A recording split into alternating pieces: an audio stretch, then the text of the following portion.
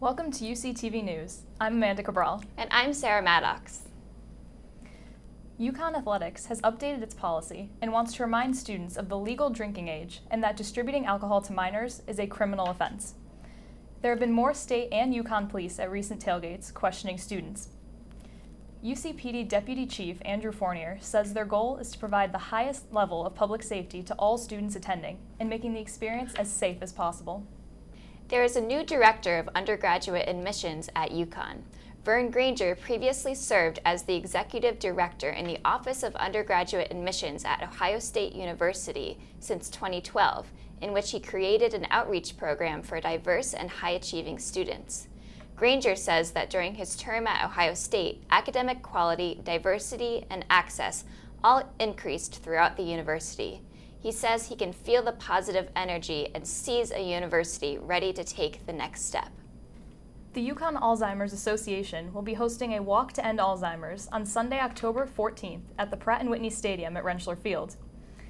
The Uconn Alzheimer's Association welcomes all students, staff, family members, and fans to come out and show support in fighting the neurodegenerative disease, which affects over 5.5 million Americans over the age of 65, according to the CDC. Joining them will be the Uconn Health Center on Aging, as well as guest star Jonathan the Husky on this important walk to raise awareness of Alzheimer's disease. Well, Sarah, it looks like it's going to be a great event. It definitely will be. I'll be there. I'm very excited. We'll be right back with an update from Uconn Sports after the break.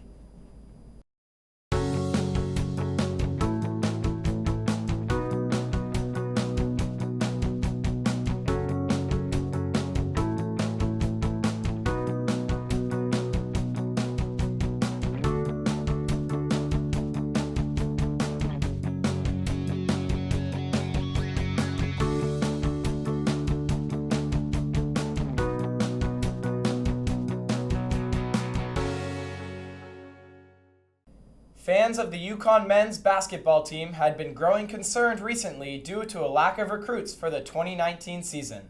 The need for concern was broken on Tuesday when four-star shooting guard James Bouknight committed to the Huskies. Bouknight is ranked 87th in the ESPN Top 100 and picked Uconn over Virginia Tech, Miami, VCU, Indiana, and more. He announced his decision on Twitter and told ESPN that Coach Hurley's track record and Uconn's winning tradition and history of putting guys in the NBA weighed heavily in his decision.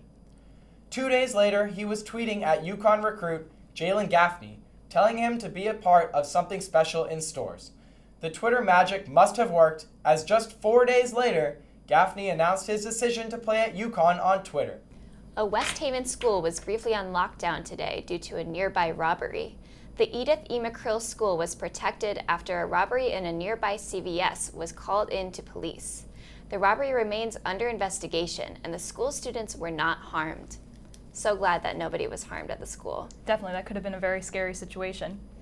After the break, we'll hear from UCTV News reporter Brianna Jackson-Slade and Uconn senior Omar Tawe as part of our UCTV Spotlight, highlighting the faces of Uconn. Stick around. Thank you, Omar Tawe, for joining us for UCTV Spotlight. How are you today? I'm doing very well. Stressed as usual, though. No, honestly, that's how the school will have you. Yeah, yes, it will. And tired. So what are your majors? So I have a double major in physiology and neurobiology. That's my primary honors major. And then my second major is psychology.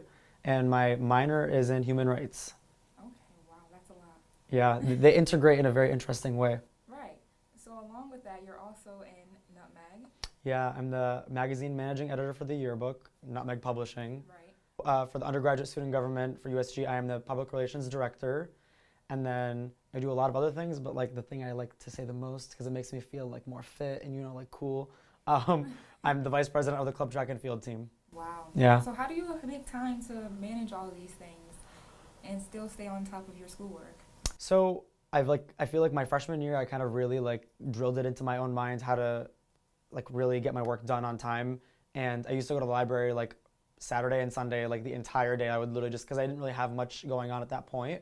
And I kind of disciplined myself early on in my college career to kind of read things and get all the important information and study effectively and efficiently with my time.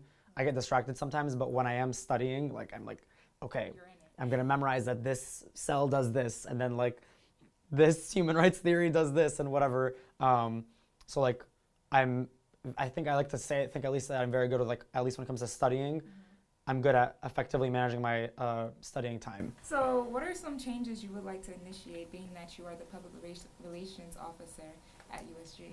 Yeah, so as part of USG's like mission, we really aim to serve the students, advocate for the students, and serve as a voice to amplify like the concerns of students. And part of like a really big initiative that we've been doing this year, we actually have two really big initiatives. One of them is on mental health services, and we have our student services committee chair, Derek Pan, who is really doing a great job efforting that movement to kind of make mental health more aware on campus.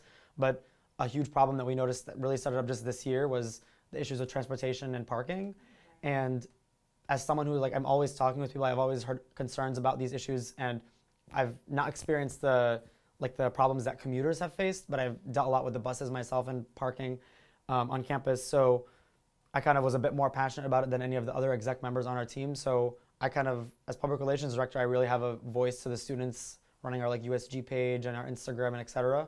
And I kind of just like jumped on the opportunity and kind of absorbed it into USG. And with the connections that I have with like the dean of students and like the president of the university, I was able to kind of finesse my way into making sure that the right administrators were involved in a conversation to help make sure that the student concerns were being heard at the administrative level. Right. And it's easier to advocate for the student body when you're a student. So. Exactly. It's very, very problematic when you have people that are not like living the experience, making the decisions for people living that experience. Exactly. Is there anything else you think you can do to make UConn better besides transportation? Anything else you're working on with USG? Yeah. So part of as part of USG, but also in collaboration with Nutmeg, I'm the magazine managing editor for the yearbook, and we put out a magazine 2 times a semester, or 1 time a semester, depending on what workload looks like. But I'm making an effort to kind of have a magazine this semester, one focused on the cultural centers and one focused on the Tier 3 organizations, to kind of highlight like, oh, there's a lot of students on campus that don't have things to do, or like they complain that they don't have enough extracurricular involvement, while there's like really great organizations and cultural centers that are here that are looking for students to kind of participate and become involved with, but they're not even aware that they are a thing. Right. So as part of like an initiative this year in collaboration with USG, Nutmeg, and all the other Tier 3s that I know people within, I'm trying to bring light to the cultural centers and the Tier 3 organizations, saying like, look, there's untapped potential in these students. There's opportunities here for you to make a difference on your campus. We want your voices. We want to hear you. We want you to make an impact in the way you feel you can best make an impact at your university. So students aren't buying yearbooks as much as they used to. Yeah. So how's that affected you in Nutmeg? In recent years, the cost of producing a yearbook has increased. Right. The class sizes have increased, and a lot of other like financial demands on Nutmeg have increased as well. But there's a lack of funding because they're not kind of allowing us to increase our budget based on previous years, even though the costs of production have increased. So it's not that we're not producing and selling as many yearbooks. Everybody's going to get a yearbook, but the organization is in a bit of like a, what do we do to kind of generate revenue and make sure that students are aware of, when I see there's like a financial burden that Nutmeg needs, when I'm like voting on should I approve their increase for like from $5 to $6 a year, which is really not that much, to support the yearbook. Like that's going to increase the amount of production that we can have happening on our end infinitely, but it's $1 more on a student's tuition for fees that they're already paying. And do you think that maybe the funding situation is because people don't see the value in the yearbook as much as they used to? It's a challenge of the yearbook. Like we face the problem that a lot of students in high school, they're like, oh, I'm going to remember all 500, 400, 300 people of my class. Right. But at a college level, you're graduating with however many things. It's like, I'm not even going to put a number on the number of students, maybe 4,000 students, 5,000 students that are graduating with a class, and you know maybe like 300 of them, right. 500 of them, no way to know that right? Like I know a lot of people on this campus, and I cannot name half of the ones in my class. So what we're doing kind of is moving more towards including like events on campus that like more students are involved in. So getting like a larger reach of students, whether it be the cultural centers or clubs and organizations or Tier 3 organizations or just like events happening around campus. We're hoping that will kind of improve the image of the yearbook, but also make it a bit more of a reason to want to have the yearbook. You're a physiology and neurobiology major and a psychology major. So Yep. How do you plan on incorporating the medical field into your human rights and political career? I actually submitted my applications on Uconn's end for applying to medical school, and I ended up rescinding my applications after some. I was like, I don't even want to apply right now, because after the election of Trump, I kind of really got interested in politics, and not even just politics, but public service and kind of the areas where they're not normally addressed within a university, within physiology and neurobiology. I kind of extended more into the activism field, and I had a psychology major from the second semester I was at Uconn, so I had the double major, and my plan was actually really rigidly set out. But after I kind of got involved more with activism and stuff like that, I was like, I want a human rights minor at least, if not a second, a triple major. I want to switch my majors or whatever. And in the future, I will probably get a medical degree, and I want to get a medical degree. Not I probably will, but I really will apply to medical school and get my MD. But I see that a lot of physicians nowadays they lack in the area of human sympathy, understanding, and people skills, and that's not exactly an area you want doctors to be lacking in, because they're working with human beings before they are biological specimen or whatever you want to refer to them. We are personal, we are intimate human beings, and we have many parts of us that go beyond our biology. So the psychology, I kind of dragged it in there because it's interesting to know about people. And then I hope to do research next year in the Middle East with refugees, kind of learning about health disparities and what affects refugees a bit more disproportionately than it does those living in the United States or people living abroad that are native to their areas where they live, and then bringing back that knowledge to the U.S. and being okay, these are the things I learned about refugees abroad. These are the things that we can do to help refugees here. Maybe we can even utilize some of these things that we're going to apply to refugees to help them here to even the local populations here. So residents living in Bridgeport or New Haven or really poorly developed areas surrounded by really wealthy areas, which are really prevalent in Connecticut. And then once I'm a physician, I'll be practicing in that field, and I'll have a better understanding of what we can really do to focus on the community rather than just the person itself. They treat you, and Yeah. that's it. But if you have an understanding of what's going on in the world, you can Yeah. be better at helping people with their health and their lives. Yeah. In medicine, they have the perception that everybody is just a person, a person that just is a medical problem. We're going to analyze, we're going to see what's wrong, we're going to give them the best care possible, we're going to spend thousands of dollars on curing their cancer or helping their diabetes or etc.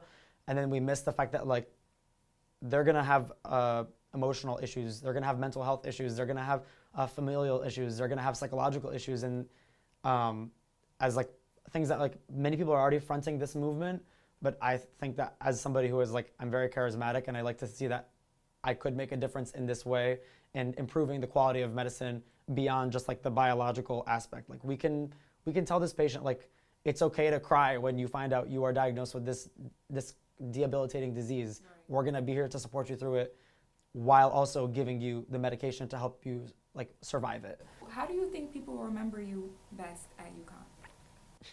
Wow. A loaded question. I don't really care if I am known for something on this campus. I really just want to leave a change. If I can kind of influence people to care about each other a bit more, kind of care about making their voices heard a bit more, that's all I really, really want. And then be able to take those experiences with them into the real world, that's all I really want. I don't need my name on something to show that I really did. I'll know. If nobody else knows, I don't care. Seeing other people succeed, especially at Uconn, will make me intrinsically happy. I don't really need an award, or I don't know what people I don't know. I'm building it. You know what? I kind of want to rename Laurel Hall Taway Hall. I see. You're making a huge difference here. I try. I want to encourage you to keep doing what you're doing. Thank you. I want to as well. There's many things that go on this campus, and a lot of people, they just complain. But you put your foot in, and you do what you have to do to make a difference. Yeah. That's really a big step to take. Thank you. I appreciate that. Yeah. I have a problem when people just complain. Don't just complain. Right. Get mad. Do something about it. Your voice is everything. Yeah, your voice is everything.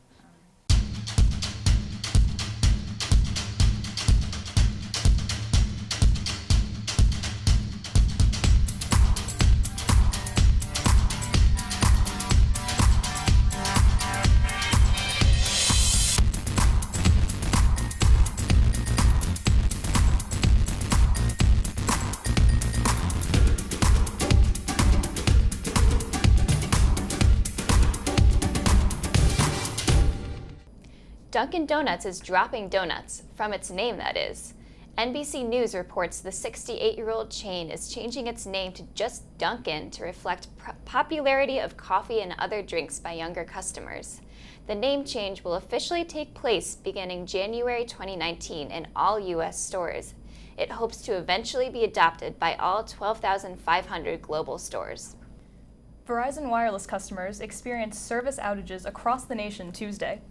The outages were preventing calls and texts from going through, and they tweeted that they were working to resolve the issue quickly. According to New York State News, other areas affected included large portions of the Northeast, the Midwest, and the South. Actor Bill Cosby leaves the courtroom in handcuffs after being sentenced to 3 to 10 years in state prison for sexual assault. Cosby was convicted for drugging and sexually assaulting Andrea Constand at his home 14 years ago. Judge Stephen O'Neill denied Cosby bail along with a $25,000 fine and court costs. According to USA Today, Cosby was convicted after a 2-day hearing at the Montgomery County Courthouse. Cosby is now a registered sexually violent predator. The title includes registration as a sex offender, counseling, and community notification of his whereabouts to state police. Well, we've been following this story for a very long time. We sure have. When we come back, we'll hear from our own Amanda Cabral about student health and wellness. Think of Uconn Education Abroad is stores everywhere globally. It wasn't like she was just going off on her own. She was part of a very well-structured program. It was put together by the university. They took care of all the housing and arrangements and everything. So the highlight, for her was just kind of that independent experience. Like I said, she was a very confident and mature individual before she went, but when she came back, much more independent. It's a life-changing experience. It's a transformative experience. Students will study abroad and suddenly they'll be part of the minority. They'll be the different one. They'll be the one with the strange accent and the different way of looking at things. And that really opens their eyes. From the parent perspective, I can understand, and I certainly had some hesitation sending my child to another country, where there's not a lot of oversight. But I honestly think that it's one of the best opportunities that a student can do while they're here at Uconn. Although there is that hesitancy that sometimes parents have, they also need to know that there is the support. There was a situation that I had a concern about while Matthew was in Italy, and I was able to talk to the education abroad staff here, and they were very attentive, and we got resolved very quickly. As much as we can, know where our students are. They have cell phone coverage, they have local leaders, local contacts, they have travel insurance in case of emergencies. We can evacuate them, we can bring them home. And we also constantly keep students apprised about what's going on around their neighborhood, in their communities. And we also let the parents know what's going on, and the parents can call us anytime. For parents that are reluctant about it or hesitant about it, the change you'll see in your student when they go through this process and come back is just remarkable and certainly well worth it. When she came back, all we heard about was, we did this in Italy and it was so much better in Italy. And I'm like, at one point I almost wanted to say to her, why don't you just go back to Italy? Students may be lining up for the free stuff, but they're leaving with a lot more than that today at the Student Health and Wellness Fair at Uconn. Many on-campus groups were represented today, including environmental health and safety, dining services, and Uconn Shape. What's important also of this fair is to remind them that we are there, because many times we'll get students in their third or fourth year. I didn't know that all these services were here. The most common issues seen at the student health services are minor injuries and acute illnesses like colds. A lot of people just don't realize that they have a cold and they end up not taking care of their body. And speaking of getting sick, we also asked students if they'll be getting flu shots this year. According to Student Health Services, the number of flu shots given to students at Uconn has grown by 1,700 in the last 2 years. So I got one last year, and I think that most students probably don't realize that Uconn offers free flu shots. Everyone needs one to make sure that less people get infected, and I know that, but I just never do, so oops. The services represented at the fair are for more than just treating colds. They cover a wide variety of topics, including counseling and mental health services, wellness and prevention services, and early education, prevention, and intervention of different issues. You're very busy and maybe stressed, and how do I be healthy as a college student on this campus? Here are offices to equip you with resources. There may be mixed reactions about getting flu shots, but one thing is for sure, students aren't going to get sick of seeing the annual Health and Wellness Fair anytime soon. For Uconn Journalism, I'm Amanda Cabral. President Donald Trump delivered an almost 1-hour speech at the United Nations General Assembly in New York Tuesday morning. He summarized U.S. administration's progress made domestically and internationally, including peacemaking, humanitarian aid, world trading, energy supply, migration crisis, and bankruptcy in Venezuela. He suggested U.S. contribute no more than 25% of UN peacekeeping budget and shift more of the funding from mandatory to voluntary. President Donald Trump said on Monday he is an absolute no on the question of Puerto Rico's statehood, saying that the mayor of San Juan is bad and incompetent. The governor of Puerto Rico, Ricardo Rosello, shot back, saying that refusing statehood to 3 million Puerto Rican citizens because of a personal feud is insensitive and disrespectful. If a change in leadership were to occur, Trump said the opportunity of statehood for Puerto Rico would be something to talk about.